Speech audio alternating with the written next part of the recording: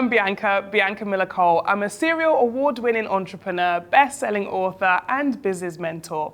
But I want to take you back to 7 years ago when I was on a show called The Apprentice. And during my time on that show, I pitched an idea to redefine nude hosiery. And it was in the final that I didn't win, unfortunately or fortunately, depending on how you look at it. And I decided to make a go of that brand anyway. And so started Bianca Miller London, a hosiery brand created to redefine nude and provide a nude shade for every woman of every skin tone. I was personally frustrated by the fact that I couldn't get tights in my skin tone. I looked at friends, family, colleagues, all of differing ethnicity, and they couldn't get the right shade of skin tone tights either. There was only this weird kind of nude color or American tan. It's kind of pinkish beige colors that just don't suit everyone when they're naked. So I decided I wanted to take on the fight to redefine nude. Well, look, that was 7 years ago. And along the journey, there has been a variety of ups and downs, right? There's been phenomenal moments where we went into Selfridges, Topshop, QVC, and so on. But there's also been some moments where things haven't gone so well, or the industry has changed considerably. We all know that retail has changed a lot in the last couple of years. And some of the places that we were, hosted by, or the stores that we were in, no longer exist, right? So the retail landscape changed, but also in that time, I became a Sunday Times bestselling author. I started a mentoring program, and I dedicated 5 of those 7 years to helping other people start, grow, and scale their businesses to 6 and 7 figures. And the reality of focusing on other people and helping other people is that sometimes your business kind of gets left to the side, right? Now this series, I'm going to be honest with you throughout. I'm going to tell you about the ups and downs of business. I'm going to tell you about my experiences, but I'm also going to take you on that journey to thinking about what it's like to start a business again. And that is fundamentally what I think I'm doing. I'm starting the business again. So this series, From the Ground Up, Building a Brand New Business, is really about the journey of starting again, relaunching, rebranding, and looking at how I can create a business that services the people that I want to help the most, but also is a functioning and successful organization. And so, let me tell you a little bit about the journey of starting a business. I'm going to take you through the week-by-week thoughts and processes. I'm going to think about all the things you need to get a business off the ground. But I'm also going to show you some of the good, bad, and indifferent that happens in the journey. Okay. And on this journey, I have decided to partner with Fiverr. Now, for those of you who know Fiverr, you'll know that they are a fantastic platform that provides over 550 different categories of expert and hundreds of thousands of freelancers globally. But what's most important, as you go on this journey to starting a new business or building a brand, there'll be so many different things that you will need, whether that is graphic design, web design, SEO, search engine optimization, by the way. I'll try not to use too many acronyms throughout this whole series. Whether that's advertising campaigns, whether that's digital product images, 3D animation, the list goes on. There are so many different key people that you need along this journey to make a business successful and viable. And so throughout this series, I'm going to be choosing different people from the Fiverr platform to build my winning team. Now, you know what it's like in business, right? And for those of you who haven't started a business before, maybe you're joining me now because you're planning to start one and you want to go along this journey with me to build your product-led business. Well, if that's the case, you'll know that sometimes when you start a business, you have, I say sometimes, most of the time, most people, unless you have a Lord Sugar type of uncle, most people have financial constraints and parameters. And they have to think about what their budget is to enable them to get that business started while still trying to get all the things you need in business. And I think what's phenomenal about Fiverr is that you can get all of these people and you can get them on a one-time basis or a subscription basis. You can keep going back and using them regularly, and you can build a team that works for you and works to your budget.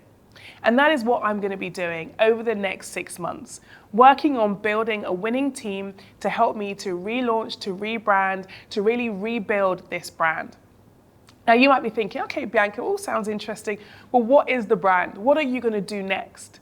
Now, as I said before, I was so passionate when I started the hosiery brand. I was so frustrated by the fact that nude was considered to be one shade. And I say considered to be because even the Oxford Dictionary definition of nude is a pinkish beige color. I find that really frustrating. I know when I look around that we're not all that shade, and so I wanted to make a change. And so you're thinking, okay, well, Bianca, what's next?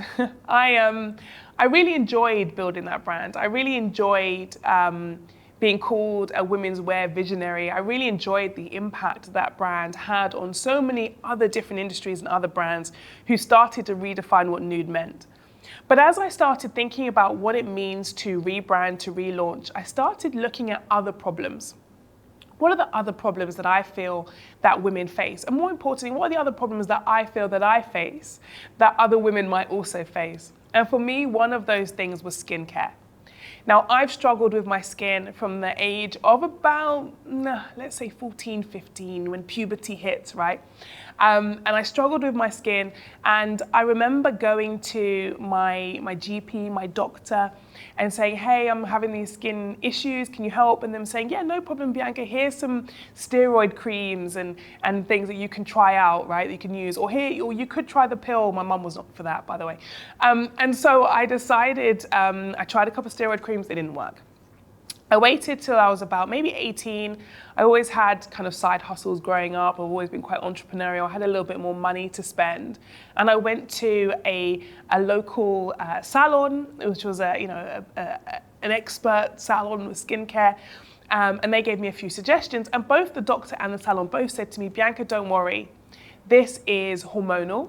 And your hormones will change. And when you have a baby, your hormones will change and your skin will be improved.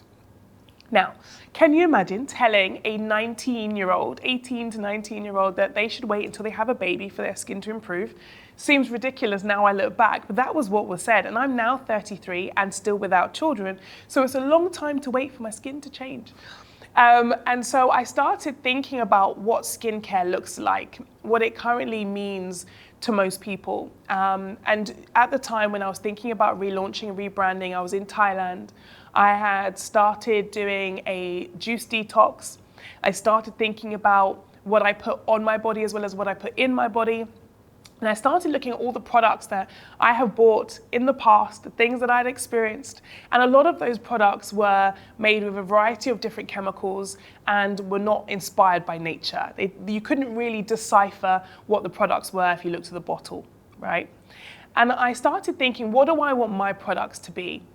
And there's a few key things. Well, one, I wanted it to be for women like me who are very busy but want to have great skin. I wanted it to be naturally derived, so with some good natural ingredients that will really help. I wanted it to be a simplified process that actually helps people to feel more confident with their skin, to be able to go out and so on, just confidently. And those were some of the key things that I really wanted for the brand.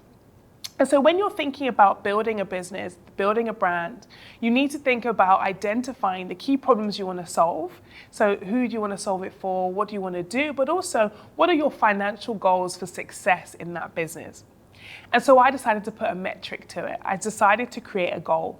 And my goal is to get this brand new brand to 6 figures in 6 months. I know, intense. 6 figures in 6 months. And so I want to break down the maths for you really quickly. And in future episodes, I will talk in a little bit more detail about how we can make that happen and so on. But I want to break down the maths just to make it really easy. And this doesn't have to be your goal. This is my goal, right? You can create your own goal. But my goal to get it to 6 figures in 6 months. And so that means £100,000 is what I need to achieve in terms of sales. Let me break down the maths for you. £100,000 is 4 products, £25 each. That would be you selling 4,000 products over that 6-month period, 667 products per month, 167 sales per week, or 23 sales per day. So in order to achieve £100,000, it's 23 sales per day. It sounds a lot easier to achieve. It sounds more realistic. It sounds like something you could probably do, right? Well, let me break it down even further. If we assume for a second that we're working on the basket value as opposed to individual products, because as I said, your customer will need all four, maybe you've created a solution that requires them to buy all four, and therefore they have a basket value. We're looking at £100,000, a basket value of £100. That's 1,000 baskets in the 6 months. That's 167 baskets per month, 42 per week, and 6 baskets per day. So we need 6 customers to buy your products per day to achieve £100,000. So I'm hoping that gives you a bit of an insight into what that journey might look like. And that is assuming, and that is without customers returning and repurchasing or rebuying if it's something that needs to be replenished. So I have started this journey, and I'm excited for you to go on the journey with me. I've set my goals. I'm clear about who I want to help and how I want to help them. I'm clear about what that means for me in terms of a financial goal. And of course, I want you to set your goal and your mission over the next 6 months. If you want to follow along this journey to build your product-led business, or of course, if you're just watching it to see whether I succeed or not, either way, I want you to think about what you want your customer to achieve, and of course, that revenue goal that you have in mind. Now, across the course of the next 6 months, I will be showcasing all of the steps that I take, and I'll be following a process that is in my book. So my book, Self-Made, The Definitive Guide to Business Startup Success, has 4 key areas: the action, the vision, the reaction, and the evolution. And we'll be going through each of those 4 key areas across the journey over the next 6 months. Now, I am excited. I'm excited for you to be joining me, and I'm excited for you to really understand what it means to start and grow and scale a business. So let me give you a checklist to help you along this journey. Now, I want you to think about the following key questions. What is the goal for your customer? What is the goal for your business?